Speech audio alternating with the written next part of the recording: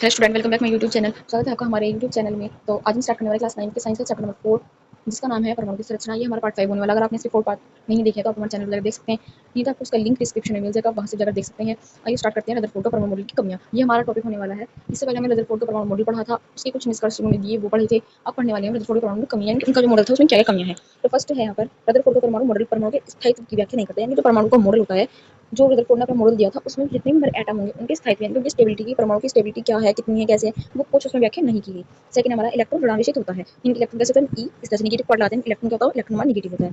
Electron ऋणात्मक होता है। नाभिक के चारों ओर चक्कर लगाने पर विद्युत चुम्बकीय विकिरण उत्सर्जित होंगी, जिससे ऊर्जा की क्षति होगी। यानी कि कहने का मतलब ये है कि जब हमारा इलेक्ट्रॉन ऋणावेशित होगा, नाभिक के चारों ओर चक्कर लगाने पर एक विद्युत चुम्बकीय रेडिएशन होती है, जो कि वो उत्सर्जित हो जाएंगे, उसे वो निकालते हैं इलेक्ट्रॉन। नाभिक होता है पॉजिटिव और इलेक्ट्रॉन होता है नेगेटिव। तो पॉजिटिव नेगेटिव को अपनी ओर बहुत ज्यादा आकर्षित करता है। तो ये इलेक्ट्रॉन जो है नाभिक की ओर खींचा जाता है, क्योंकि पॉजिटिव पॉजिटिव हमेशा नेगेटिव को अपनी ओर खींचता है।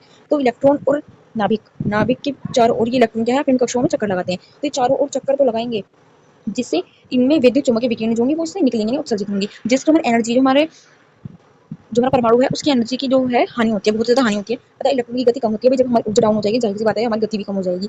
अंत में इलेक्ट्रॉन नाभिक में गिर जाएगा, यानी कि जब उसकी एनर्जी बहुत ज़्यादा कम होगी तो इलेक्ट्रॉन गति क्या है वो भी कम हो जाएगी, ऊर्जा कम होगी तो जाहिर बात है इलेक्ट्रॉन गति भी कम हो जाएगी, जिस कारण क्या होगा, इलेक्ट्रॉन जो है वो कुछ समय बाद नाभिक के अंदर गिर जाएगा। इस प्रकार यह संरचना स्थायी नहीं है। यानी कि इन्होंने संरचना स्थायी कैसे नहीं है, इसका पूरा एक्सप्लेन किया है इन्होंने, और बताया कि इन्होंने इस इलेक्ट्रॉन के जो परमाणु होते हैं, परमाणु की स्थायित्व की व्याख्या नहीं की है रदरफोर्ड ने।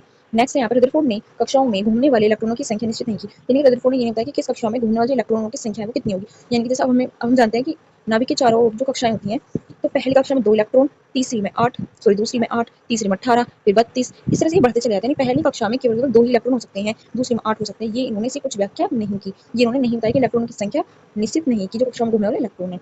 नेक्स्ट है यहाँ पे इलेक्ट्रॉनों के लगातार ऊर्जा के समान विकिरण से सतत स्पेक्ट्रम प्राप्त होना चाहिए। यानी कि इलेक्ट्रॉनों की जो लगातार ऊर्जा से, जो इलेक्ट्रॉन हमारे लगातार घूम रहे हैं, जो उनके पास लगातार एनर्जी है, उनसे जो रेडिएशन निकल रही है उससे स्पेक्ट्रम जो है प्राप्त होना चाहिए। लेकिन रेखीय स्पेक्ट्रम में प्राप्त होता है। वो कैसे होता है, रेखीय स्पेक्ट्रम में प्राप्त होता है। प्राप्त कैसे होना चाहिए, वो सतत स्पेक्ट्रम में प्राप्त होना चाहिए, लेकिन वो हमें रेखीय स्पेक्ट्रम में प्राप्त होगा। अतः रदरफोर्ड का परमाणु मॉडल संतोषजनक नहीं है। यानी कि जो रदरफोर्ड का परमाणु मॉडल है वो कैसे नहीं है, संतोषजनक नहीं है, उससे कोई भी सहमत नहीं है। क्योंकि नहीं तो इन्होंने इलेक्ट्रॉन जो कक्षाओं में घूम रहे हैं उनकी संख्या निश्चित नहीं की। जो एनर्जी हमें सतत स्पेक्ट्रम में मिलनी चाहिए थी वो रेखीय स्पेक्ट्रम में मिल रही है।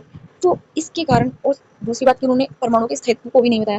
तो ये इन सभी इनकी कमियों को देखते हुए कोई भी व्यक्ति इनके जो मॉडल है उससे संतुष्ट नहीं है, उनसे यानी कि किसी को भी वो आशाजनक नहीं लगा कि हाँ भाई उसमें कोई कमियां इतनी ज़्यादा ना हो तो उसे हम बढ़ाएं, नहीं, लेकिन इसमें सबसे ज़्यादा कमियां मिली, जिस कारण कोई भी व्यक्ति संतोष नहीं हुआ। मिलते हैं नेक्स्ट वीडियो में। आई होप आपको वीडियो समझ में आई होगी। समझ में आई हो तो एक प्यार से सब्सक्राइब करना और एक प्यार सा कमेंट भी करते हुए जाना।